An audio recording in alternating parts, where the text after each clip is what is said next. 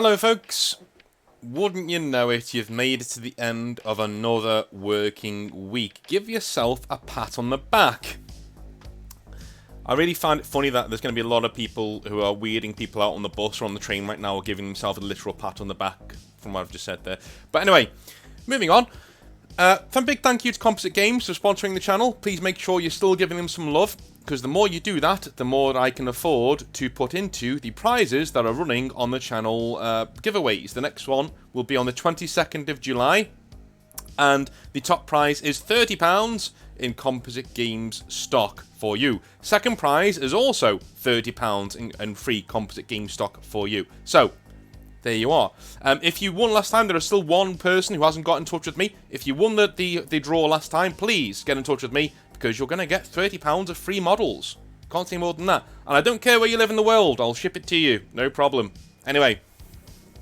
Also, if you like what I do, we are nowhere near our target of $750 per month. We're slowly crawling there, though. We're getting there. So, if you like what I do, please support me on Patreon or head over to become a channel member. Those two things help me out a lot. I'm going to start looking at new revenue streams going forward, but for now, I don't want to take the piss. I just want to read some Hobby Nightmares. So let's have a little read, shall we? One of these stories later on is a doozy. I'll just say that. One of these later on is a bit of a doozy. Anyway. Demon Ball. Hello, Demon Ball. He says, I have a story from Mr. Exile if he's interested. I am, which is why I'm reading it out. By the way, I normally get back to people to say, hey man, love this, I'm going to read it on the channel, blah, blah, blah. I've had so many this week that I've just not been able to do that person to person. So this is me saying hello to you if you've thrown in a story. It will be read out eventually, and I will get to say hello to you. So hello, Demon Ball. He says, I was at a tournament last Saturday at my local, and it was fun overall. I was playing Deathwing, basically Lazarus, sorry. I developed a lisp there for some reason. Lazarus. Sorry. Sorry, Deathwing, basically Lazarus, an apothecary, a chaplain, with both upgrades and 39 Terminators. Yeah, Jesus, man. That is big. It was a small tournament. The local team of 7-ish players turned up, and the manager played. First time I lost against Imperial Guard. My fault. I lost by 1 point. Second game was against Tyranids. I hate Nids with a passion, but it was a great game, which I won through clever use of units and secondaries. No, I don't use strats too often. I don't really like them. Yeah, I'm the same, man. I use maybe 1 or 2 stratagems a game. Just I just don't think they add to the game very much. They may allow you to power game a little bit more, eke out a little bit more power out of your forces, but I think they slow down the game too much. But I feel I have to give the best game possible for my OP. Okay. Third game was against my favourite army, Custodes.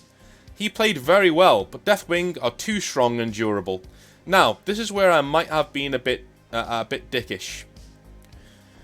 I believe in a tournament, you don't have to explain what your army does, but I have an open codex policy. If you want to read something, just ask and have it read for you, or read it yourself. I'm autistic and heavily dyslexic, so I do misread stuff and I struggle explaining stuff, so it's easier for me if people just read it for themselves. So, he charged his Galatas Dreadnought into a 5-man squad.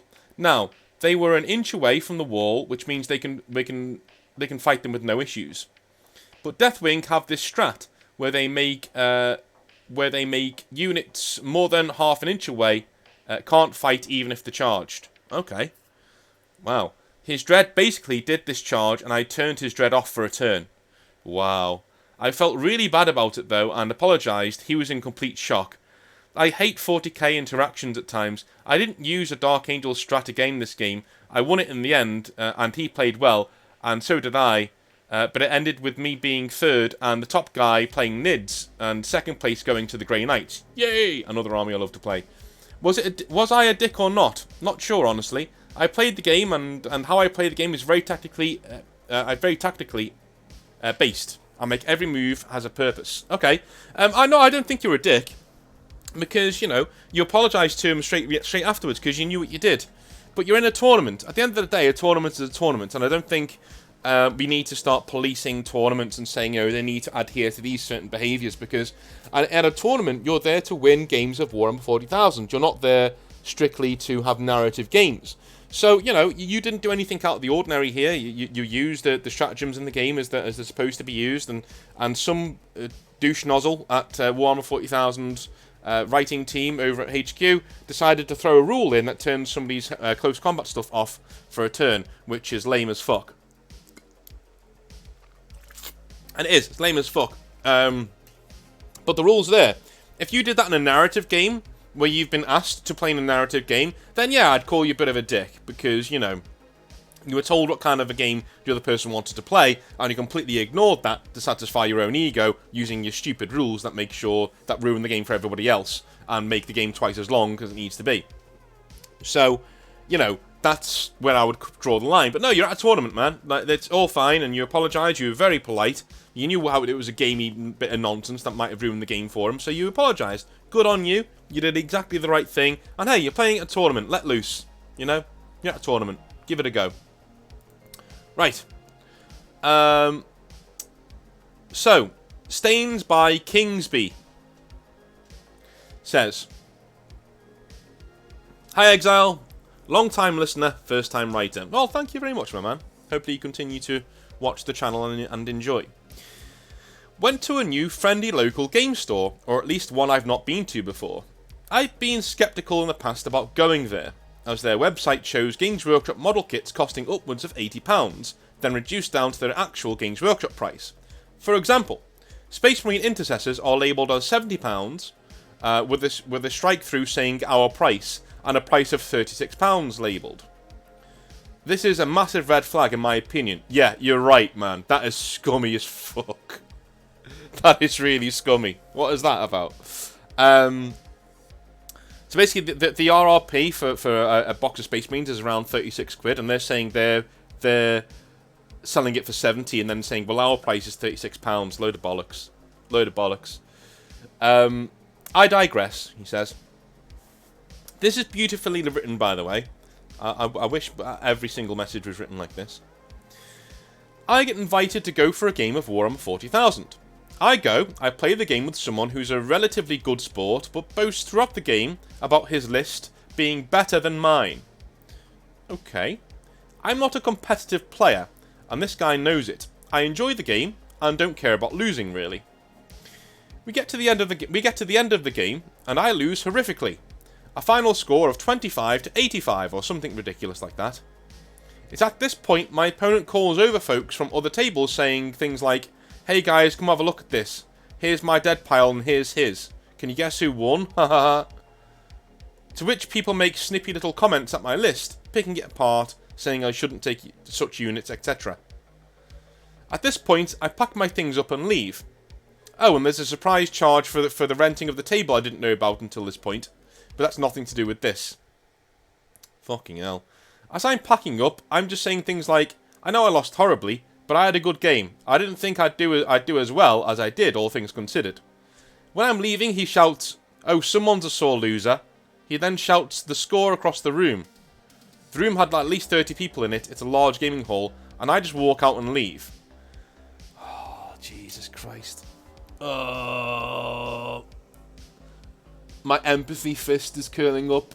I just want to walk over to this guy and take his ears and just smash his face into the nearest piece of terrain and just mush it in there. Just mush it right in there. Just get it in there. Get some riser rust and put it in his fucking nostrils. Just make him snort it. Sorry. Angry moment. Anyway.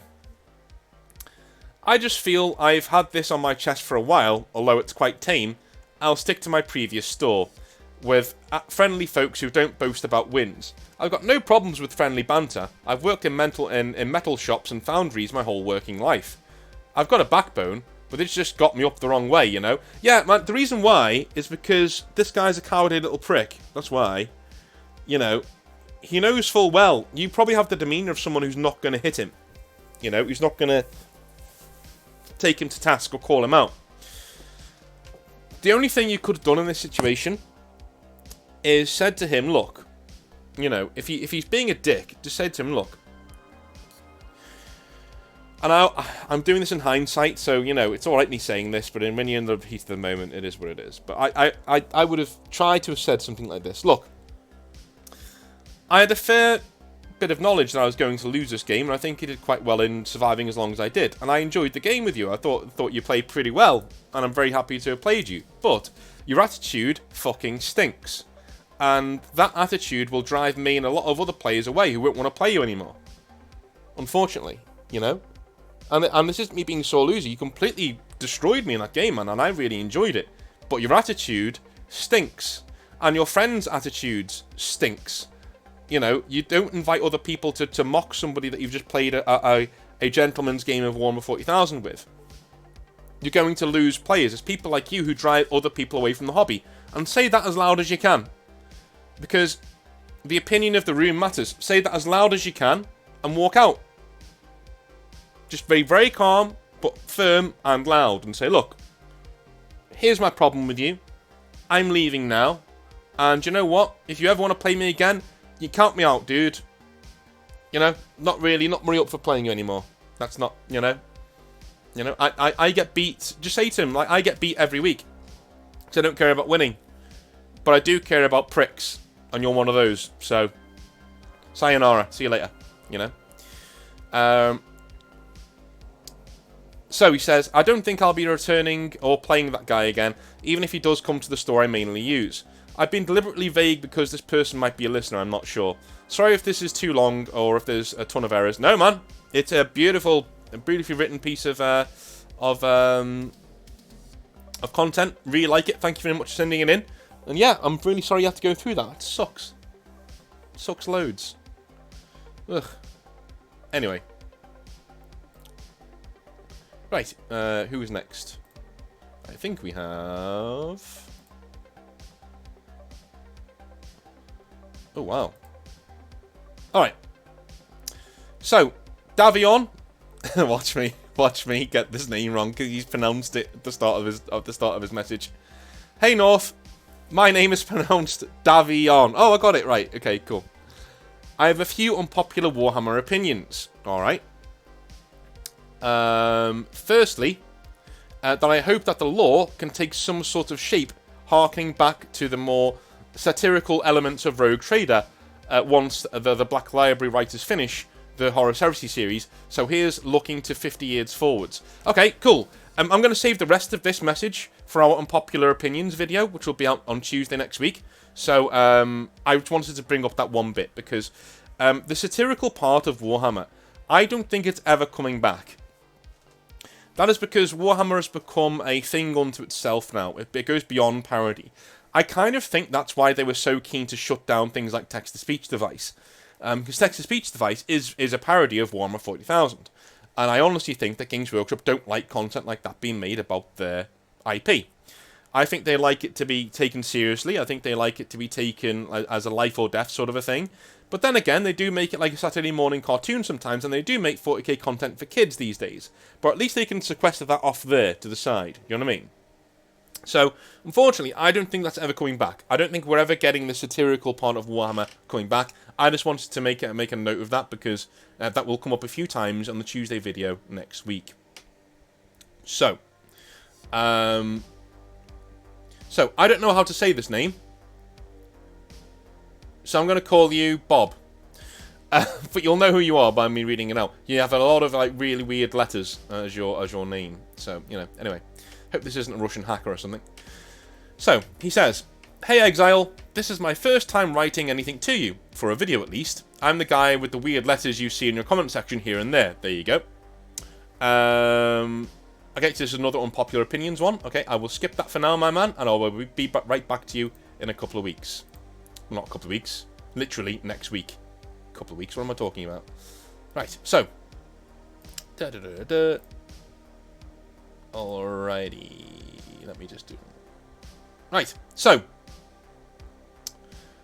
Did I say Zaldor's not grimdark last time? I did.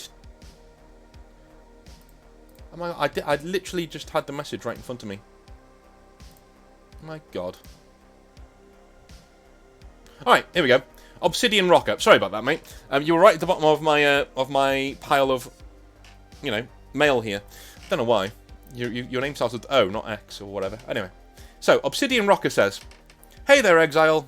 I'm a recent prospect into 40k and wargaming as a whole. I've slowly gotten more and more intrigued by 40k over the past 5 or 6 months, starting off with the videos explaining every 40k faction by Bricky a few months back, okay? Who is Bricky? I don't know. The algorithm then recommended your channel. Thank you, Mr. Algorithm. And after a few videos, I subscribed, and Warhammer has been slowly sinking its teeth into me." Oh, we know how that goes. "The thing that initially caught my attention was the lore of the orcs. Alright, more specifically, the psychic power they have, as I understand it, to make their beliefs reality, such as the red thing goes faster and all that sort of stuff. Yeah. For those of you who don't know, I'm sure a lot of you do, the warp works weirdly with orcs, where there's so many of them and they're so simple-minded that when they believe something, they believe it utterly and truly, so they can actually start, even though they're really dumb, they can actually start thinking things that actually become true. That, and their general tonal juxtaposition of the grimdark setting of 40k. Since then, I've also found myself drawn to the Imperial Guard, perhaps more than the orcs, but we'll see. The story of Cadia being Exhibit A into why I think the Guard are the underdogs of the universe. I'm reluctant to get into the hobby for 2 key reasons, so I'm sending this message in the hopes that I can pick your brains for advice on getting into the hobby. I had a look on Composite Games, but I couldn't see any 40k starter sets. Might be just because I'm new to the hobby and I don't know the names of things. Yeah, there are starter sets on there. So, if you go on the Composite Games channel on the Discord, because obviously you are on the Discord, you will be able to see a whole slew of stuff that's on there that you can ask questions and find out what kind of products would be best for you to start your army with, and they'll come back at you with some really cool suggestions and even some starter sets. So make sure that you use that channel in the Discord. It's right down below, and they'll be able to sort you out. Okay. Reason number 1 is cost. I'm a student, so money is a little tight. For that reason, I've been considering getting into an elite army to start off in the hopes of keeping costs down whilst being able to participate in the hobby.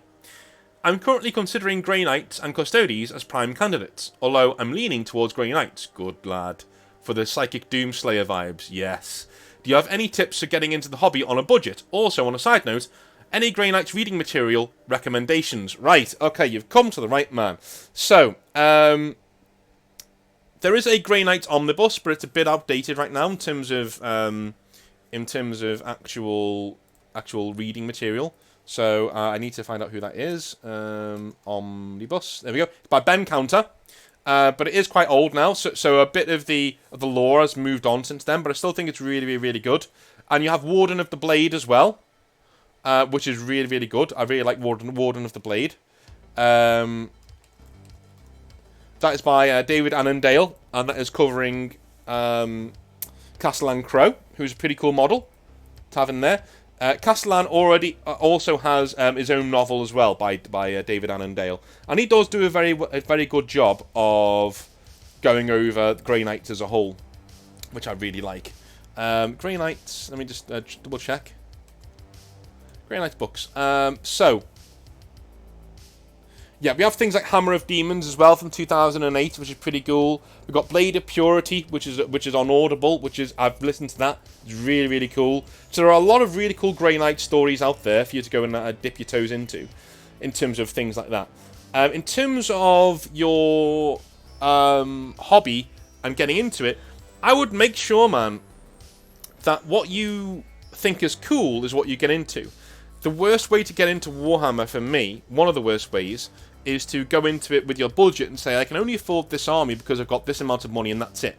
The best way to go into it is decide what you think is cool, and if you think that thing is cool, buy what you want.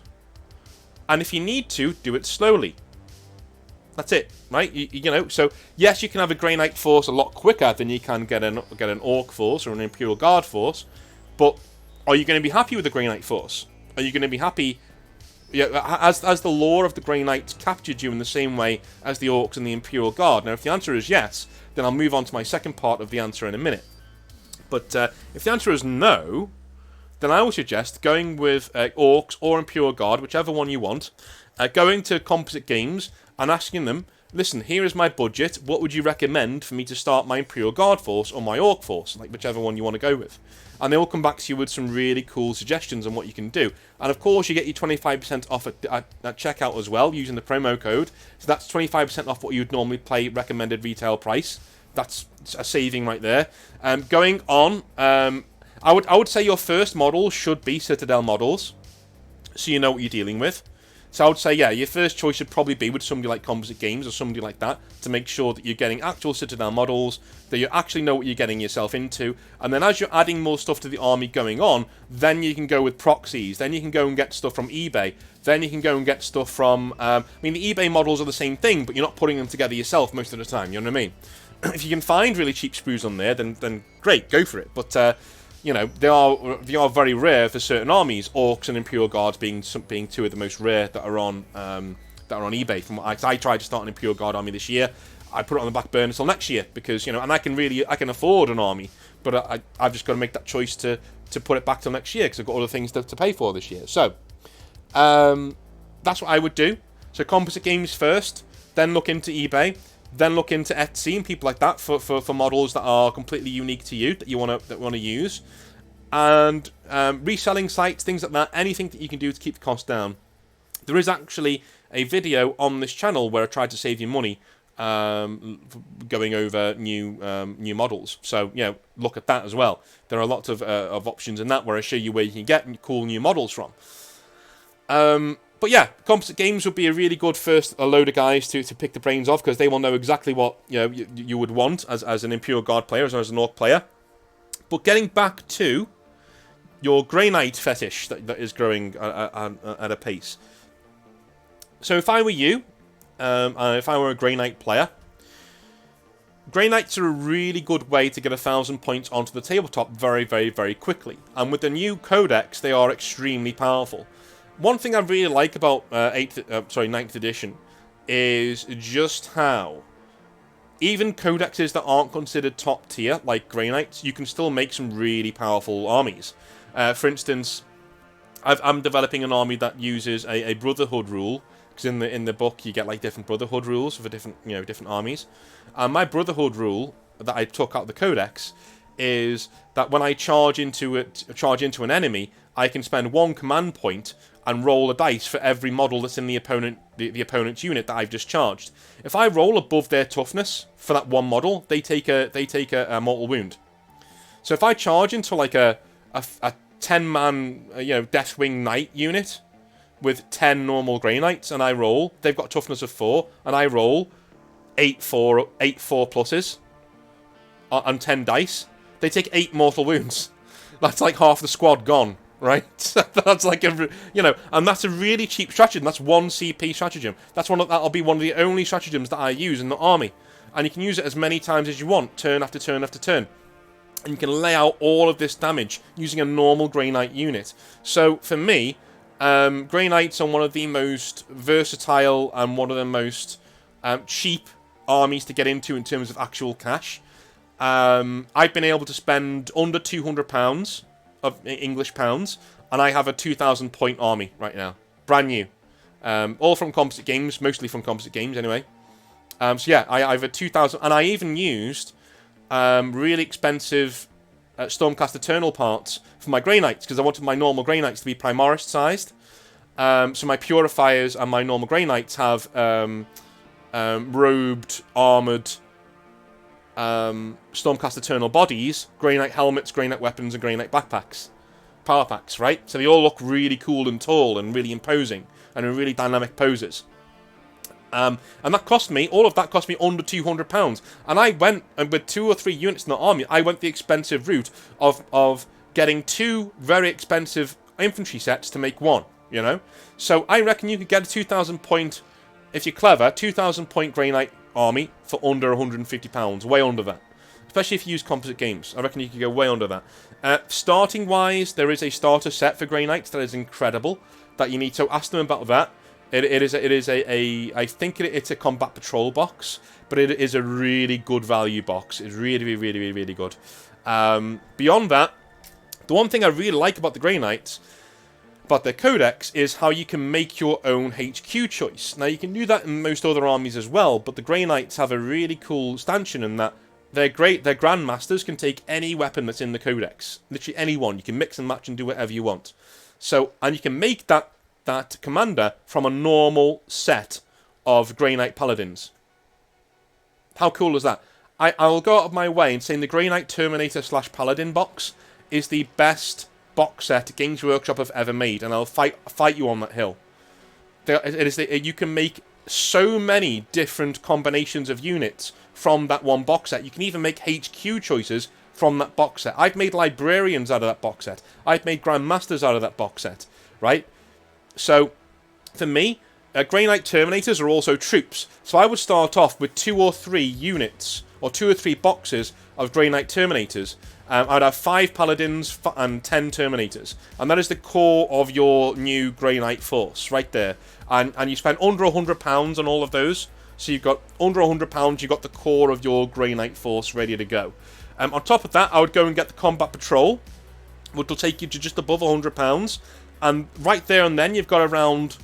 I say you've got around 1,000 to 1,200 points of Grey Knights, because I think there is a Dread Knight in there as well. And Dread Knights are incredibly powerful in the current edition, especially if you use them correctly with shunt abilities and things like that.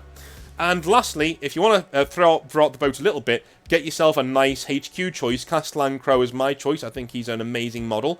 And I would actually use him as a normal Grandmaster in Artificer armor, or in Terminator armor. Just say he's wearing it, you know. Because his actual rules aren't that great for the amount of points that he costs. Or Kaldor Drago. Go and build yourself a Kaldor Drago model using the Paladin box set. I know a lot of people who do that. I used a HQ choice from the Stormcast Eternals to build my Kaldor Drago, but you can use whatever the hell you want. And that is how I would do it. And that you got very close to 2,000 points for under £150 there. So that's what I would do if I was heading into Grey Knights. But if you want it's your hobby. Whatever you think has arrested you, go and do that.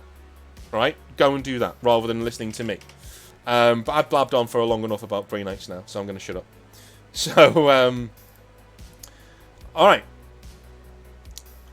I'm not going to read the name of this next person, so I'm going to call him Bob as well, because he has requested to be anonymous. So, hi North, hello Bob. First time poster, long time viewer. If possible, I'd like to remain anonymous for this story / advice I'm going to share. I also apologise in advance in case my English is a bit rusty. It is not my first language. No problem, man. Thank you for the heads up. Anyway, moving on to the story, part 1. I moved from my hometown due to work reasons, and a girl to a very large town, like moving from Bury St Edmunds to London. Alright? It's been almost a year since I've been here. The girl left me on our anniversary, but at least the job is bearable and decently paid. I'm really sorry about that, man. That fucking sucks. I've also joined the local wargaming community, although at first I was very apprehensive because they played only competitive Warhammer, and to me, seeing cardboard footprints instead of tons of terrain was off-putting to me. I had my ups and downs in this community, but I can say I managed to fit in one way or another. Right now, we are waiting for the new Horus Heresy to drop, and I'm quite excited since I play the 4th Legion and Solar Auxilia. Okay, cool. Is the 4th Legion White Scars? Before I make a dick out of myself, I want to check. No, they're the 5th. Who the 4th? Don't tell me it's bloody Iron Warriors, and I've not. It is Iron Warriors, isn't it? I bet you it's Iron Warriors. It's definitely Iron Warriors, isn't it? Definitely. Fucking is. Oh, what an idiot. They're my favourite Legion, I got the number wrong. Anyway, congratulations for you to getting into Iron Warriors. Well done. Here comes the spicy stuff. One day we were playing some narrative 40k. Me being the local promoter of Let's Play with a tons of terrain and simulate urban warfare, for example, a lady comes in, and boy did I fall for her like instantly, like fingers snapping fast. Beauty is in the eye of the beholder, but to me she was stunning, and I think she brightens up the room whenever she comes in. Oh man, you got it bad. I'm proud to say we, the guys at the store, managed to be super chill about her. Like, are you sure? Are you sure you just don't think you were being super chill and in fact you were all like, you know, like puppy dogs? We joked around, showed us her stuff. She showed us her stuff that she'd painted, Admech and Necrons. Her minis quite possibly blowing ours out of the water due to the amount of care and detail put into them. I'm talking light glare effects on Skitarii goggles and impeccable blend of colours on Necron blades. That's pretty cool. We showed her ours. Me personally showing her my Horus Heresy, Narek and a Vindicator. I don't know how it happened, but we ended up chatting on Discord and playing video games from time to time. You know how it happened. Don't bullshit me. Don't you bullshitter. Yeah, I know how it happened. You fucking messaged her first. You said, hey, you know, do you want to play games together one time? She said yes, because she's obviously interested in you anyway. You get talking and off you go. You know, off to the races. Don't bullshit me, my friend. I've played this game before. Don't be. Not on this Discord, obviously, because, you know, it's tied to my YouTube channel. But hey. We exchange from time to time memes and progress on minis, mostly me. Yeah, if she's sending you memes, dude, case closed. Case closed. If a geeky woman is sending you memes, just take off your pants. Game over. Just you know, assume the position. It's done. You're done. She's got you. Like that's it is what it is. She's in charge now. Just get on with it. You know, accept your fate. As you can probably tell, I'm quite into this girl. The problem, however, she is very busy, or so she tells me, with her studies for university, and I kind of get a response from her every couple of days. Then we have like a quick chat or play a video game for like an hour before she has to go. But I can say she really likes it when we decompress by playing video games. I don't mind this. I understand that her studies are very important to her, so I don't try to force things. I just message her and wait for a reply. Ah, good man. The problem, however, I tried hinting at a date a couple of times, like hanging out at a cafe or going out, but she seems to brush these off, / ignore them, like she never saw the message in the first place. I don't really know how to read the situation. I don't want to force the idea on her anymore, since I already feel I tried one too many times. Right, okay, so, I may have read that wrong then. It depends who sends the first meme. If you send the first meme and she sends them back, yeah, okay. Yeah, that's a friend thing to do. If a geeky woman ever sends you a meme unsolicited, just give up, man. Just go and shop for rings. She's not going anywhere. Go and shop for a wedding ring. That's the end. The end of your time as a bachelor, I'm afraid. So anyway, yeah, I can tell you're really into her, man. And let me just think about this to give you some proper advice. Okay, so right. Okie dokie. So she's okay spending time with you. You've hinted at going on dates and things like that. She hasn't been that forthcoming about getting back to you. Okay. You're not going to like my answer. I think from the evidence you've given me that she likes you as a friend. That's just me. You know, that's just my own opinion from outside looking in. She likes you as a friend. Now, will that ever change? Who knows, right? I've had friends that I've had for years who have only, after years of being mates with me, have all of a sudden texted me and said, look, I really like you, you know, do you want to hang out? And I've had friends that I've been friends with for years, and I've texted them saying, hey, you know, you're a really cool person, can we go for a drink sometime, can we do this, can we do that? And sometimes it works, sometimes it doesn't. So I'm not going to say it's not going to work out for you, but I would say you're doing the right thing, because you have to remember, what I would do, if I were you, right, okay, I'm going to say this. It's better to find out rather than going on and not knowing. I think what's killing you right now is not knowing what the hell's going on, that you've hinted, and she's not got it, right? She's not been able to get her head around what you've been saying. Maybe she's just missing all of the signs that you've been putting out there. Maybe you're not as an overt person as you think. You know? Because women do this all the time. I've had women say to me, but I was giving you loads of signs. And I was like, are you serious? I've never seen you look at me once. Not once. You're not sending me one message. You're not looked at me once. They're like, oh, well, I kind of did from, like, across the room for a couple of seconds. Yeah, I'm really going to pick up on that, aren't I, when I'm not looking in your direction? Fuck's sake. So people are like that sometimes, alright? What I would do, if I were you, to get the monkey off your back, next time she wants to play a video game, if you're really brave, do it face-to-face. If you're a little less brave, do it over voice chat. And if you're not brave at all, like me, then text her. I mean, I would say something up front and personal, to be honest with you, these days. But, like, it depends how well I know the person. And lay out how you feel. You say, look, I really like spending time with you, and I really love being your friend, but I would like it to be more than that. I would like to progress and be more than that. I understand if you don't feel the same way, but, you know, I would like it to be more than that. I'm going to put myself on the line here because I like you that much. I'm going to, you know, I would like to take you out on the date, and I'd like it to be romantic, and I'd like to sweep you off your feet. That's essentially what I want to do. Just lay it out like that. And if she says no, then you know. At least you know now, man. You know full well that she's not interested, and you can get on with your life. You can just get on with your life and say, look, this doesn't change us being friends, because I'm going to tell you now, as soon as somebody says they're not interested in me, I kind of lose all interest in pursuing them romantically. So you don't need to worry about that, right? As soon as you say to me, you're not interested, fine. I just back off, and we're friends, and I close that door in my mind. But, you know, if this is something that you want, or that you'd like later on in life, you know, let me know, because I'd love to do it, right? Again, if she shuts you down, she shuts you down. Brilliant. Okay, get on with your life. You know exactly where she's coming from, and you seem like a well-adjusted person, and the monkey is off your back, and you get on, you get out there, you find other women, and you start talking shit, right? You go to other bars and start talking shit, and get out there and start working on yourself, and your own confidence, and your own foundational confidence with women.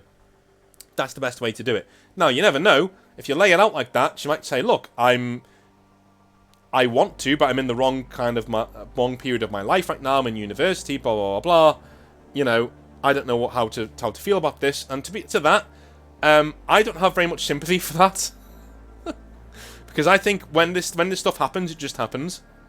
I honestly think that. I think when you meet somebody who you think, wow, this person's amazing, fucking grab onto them. And if this person thinks that you're worth it, right, they won't drop their university, but they'll add you to their schedule. If people like you, man, they'll make time. It sounds like she is making time, and she's really busy, right? But if people like you, they will make time. Doesn't matter how busy they are, right? If she's really busy in university, she will add you to her life if she likes you enough. And if she doesn't, then fuck her. You deserve better. Go find someone who gives you better. That's my advice, anyway. Let me know how it goes. And we don't need to do a Hobby Nightmares for the next one, but do let me know how it goes, because I've been very interested to see how that goes. Right. Time to get into the harrowing story of the day. Unfortunately, this one's by Jason. And this one is a fucking doozy, to say the least. So, Jason says, and this is not his real name, I've been reliably informed, so we're alright. Jason says, oh, hang on, before I start, I'm going to take a drink of water.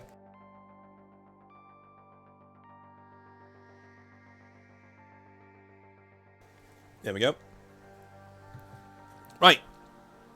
Jason says, hey, Exile. Just wanted to do a response to the lad who wrote about the cheating wife at the 40k campaign. I would say mine is similar, but on the other side of the fence. You see, my story involves a friend of mine that we will call Nigel. Not his real name, but I love the name. It's so British and silly. Anyway, all the names in this story are changed, apart from one team name that has been abandoned now, and so, you know, people shouldn't be able to connect the dots. Okay. Nigel is a good-looking chap. Well, he's a straight 7 out of 10, but in most gaming circles, like you said, surrounded by neckbeards, he's around an 8 or a 9 if he's trying on the charm. Yeah, happens, yeah.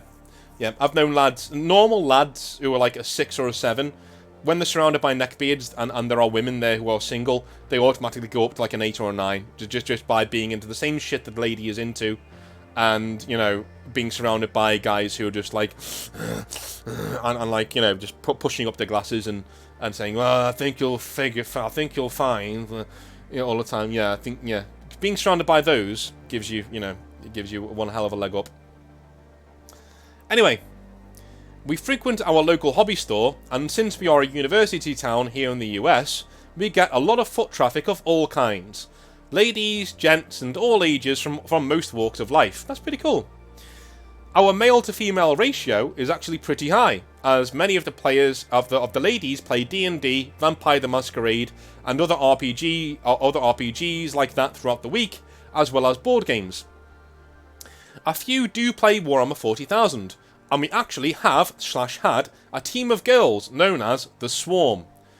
These were pretty hot rock chicks who collected Tyranids and grouped together for team tourneys, and they won quite a few, especially in the new edition.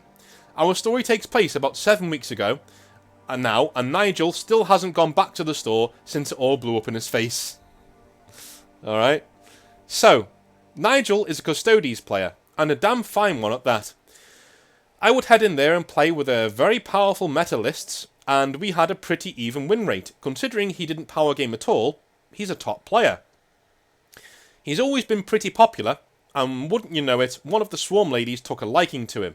Oh, okay, well, hopefully this isn't going to end poorly. So wouldn't you know it, one of the Swarm ladies took a liking to him. They go for drinks and end up low-key dating, but keeping it from people from the store at his request to keep things cool. Things are going swimmingly until another of the Swarm ladies stops coming to the store. Now bear in mind, we have all been going there for years. Okay, so Nigel's dating one of the Swarm ladies, and then another one of the Swarm ladies stops coming to the store. One night, Nigel calls me and asks to come round, and I say sure. When he gets to my place, he is carrying a 6-pack of beer and has a worried look in his face. Oh boy, the male sign for crisis. Yeah, I've had a few mates do that to me in the past. The last mate to do that to me, his girlfriend was pregnant, and he just turned up like with a bunch of beer, like, my life's over. I'm done. Anyway, he sits down, and he tells me that the Swarm girl he is seeing, Michaela, is pregnant. There you go. Which is great. I mean, he really seems to like her, and things are going very well. Alright.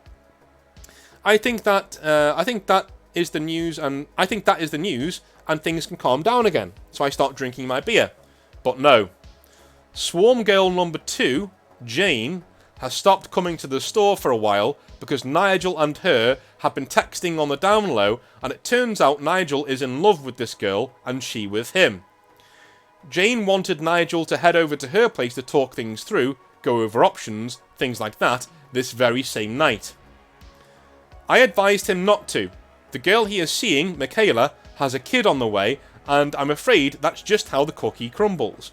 Don't get me wrong, he doesn't need to stay with Michaela because she's pregnant, because that way lies misery if neither of you are happy, and they will end up taking it out on the child, which isn't fair.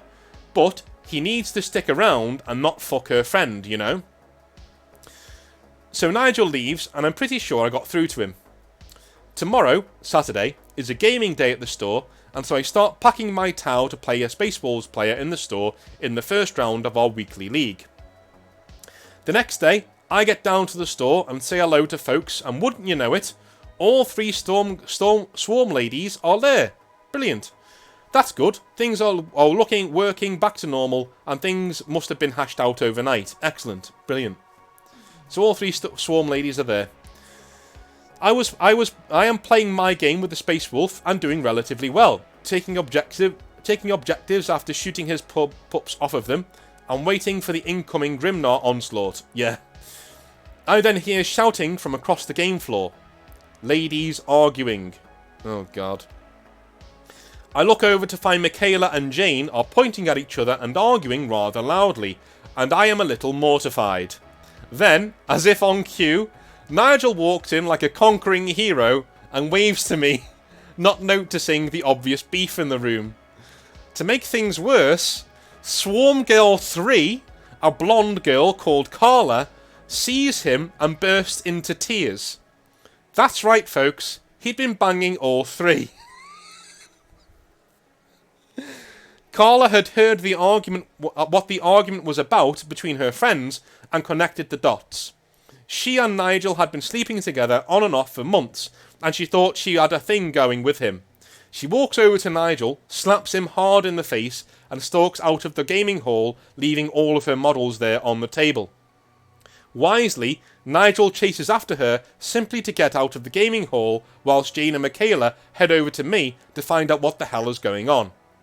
I lay out what I know. At this point, I'm as confused about Carla's behaviour as they are, and they calm down a little. They walk over to pack up and head home. They pack up Carla's stuff too. They form a truce of some sort and end up hugging each other and having a cry outside. The manager comes to me and says he has spoken on the phone to Carla and that he has to ban Nigel for a while until the dust settles.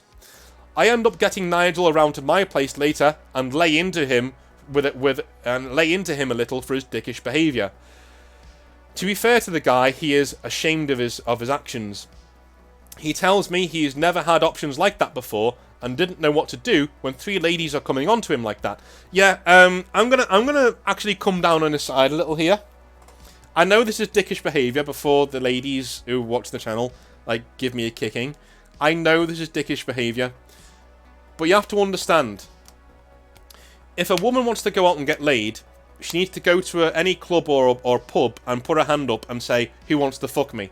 And there will be literally 5 or 6 blokes there who will at least be giving you the eye or looking at her as if she's a fish who's just jumped onto the fishing boat. Do you know what I mean?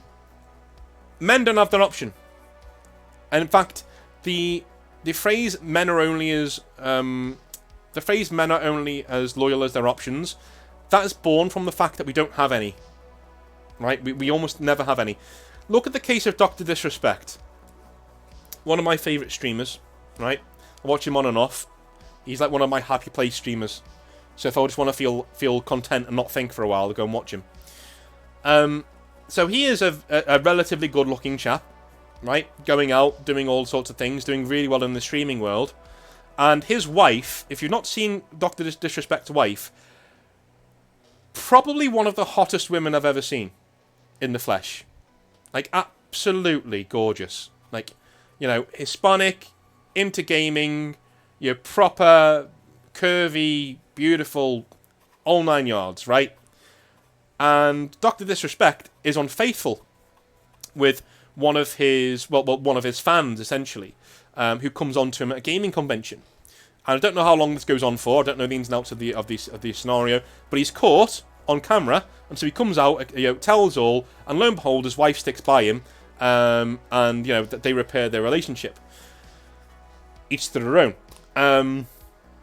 But in all honesty, when I looked at the girl who he cheated on his wife with, I was just like, what the fuck are you doing?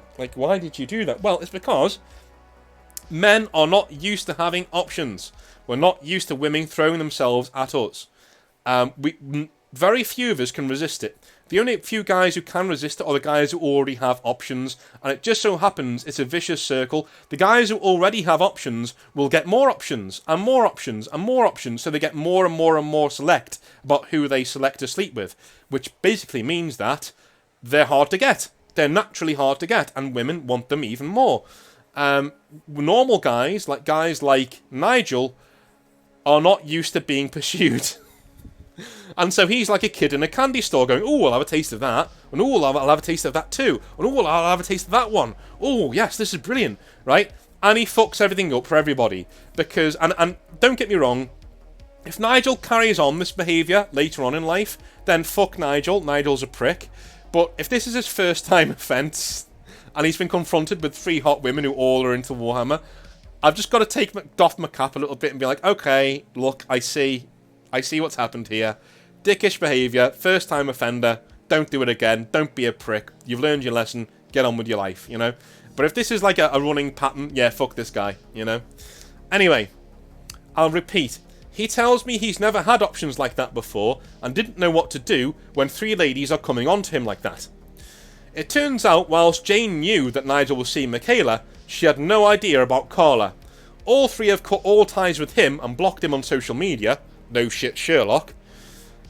After about a week ago, Michaela got her abortion. A sad part to the tale, but at least she caught it early and knew she did not want to bring a child into the world under such circumstances. Fair enough.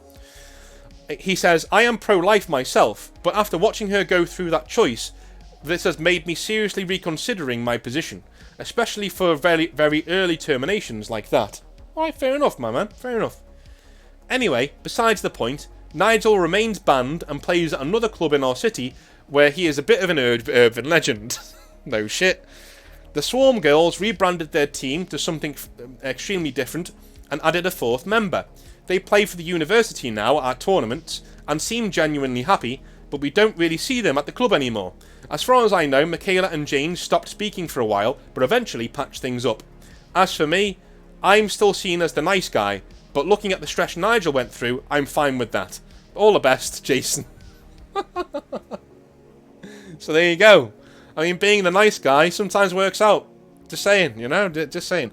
But I hope you learned something today. If you're a dude or you're a lady and you wanna hear about how things go in men's minds sometimes. But anyway, thank you very, very, very much for watching Hobby Nightmares. That will be the end of the week. You've had a video every single day of the week this week, and I'd like to keep that up.